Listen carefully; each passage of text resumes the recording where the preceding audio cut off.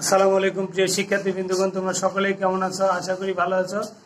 আজকে আমি এই পর্বে তোমাদের গণিত বইয়ের 63 পৃষ্ঠার যোগ সম্পর্কিত সমস্যার সমাধান করে দেখাবো।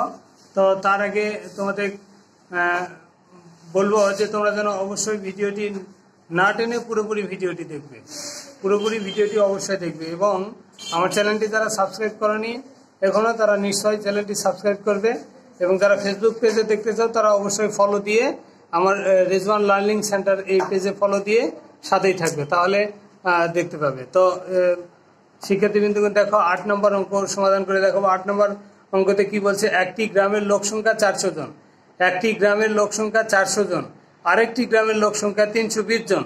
যদি দুই গ্রামের মোট লোক সংখ্যা কতজন?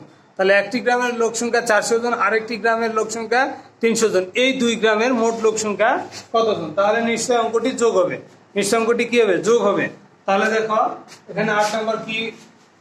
একটি গ্রামের লোক সংখ্যা, একটি গ্রামের লোক সংখ্যা,